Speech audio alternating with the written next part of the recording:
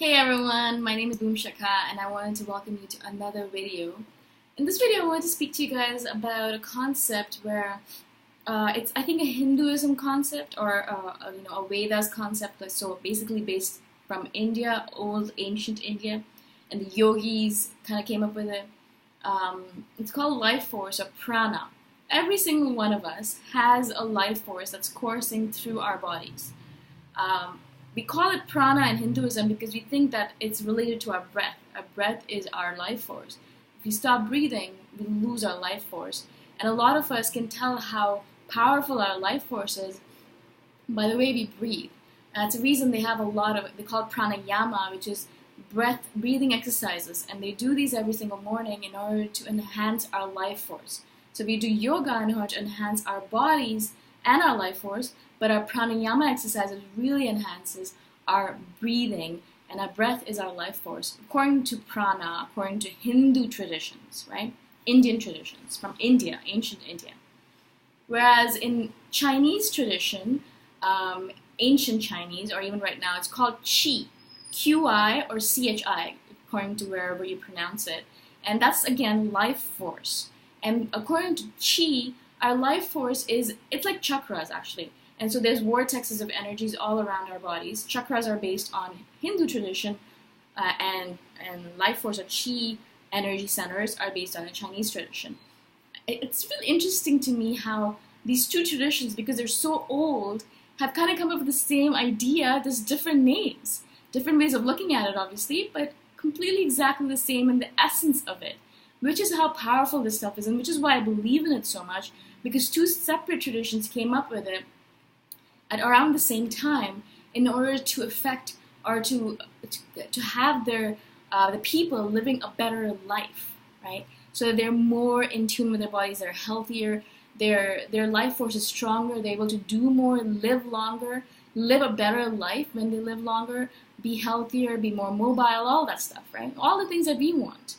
But we forget that prana, or our life force, or chi, is the real thing that really matters. It's not, how many push-ups you can do or how great you are at CrossFit. All that stuff affects it, but the real essence of it is how great is your prana, how great is your life force, your chi.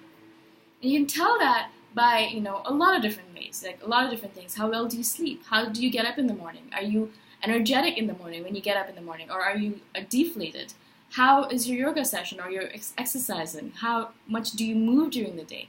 How well do you eat during the day? All of this stuff, all of our rituals, all of our morning routines, everything that we do is affecting our life force. And you can tell a person's life force by how healthy they look or feel to you. There are some people that come up to you and they're so vital. They have so much energy in them. They might be 60, 70 years old, but they walk as if they're in their 20s or 30s. They have this exuberance to them, this vitality, this life force surges through them in such a powerful way.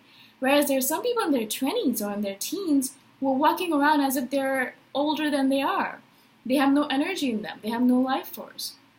They're depressed or whatever it might be, and they just walk around as if they're already dead on the inside, right? Unfortunately, I see a lot of that, the comparison. A lot of people get into yoga because of that, because it really enhances their life force. They can feel their life force surging through their bodies. After I do a meditation session or a yoga session, I can feel tingling in my fingers and toes and throughout my body. All of my cells have just come alive. And I can feel each cell speaking to me, telling me that it's happy and alive and vibrant. And I'm not crazy, it's the way it is. And that's the reason we're always doing all these exercises: yoga, meditation, mindfulness practice, routines, drinking water, eating healthy, moving. All of these things affect your life force.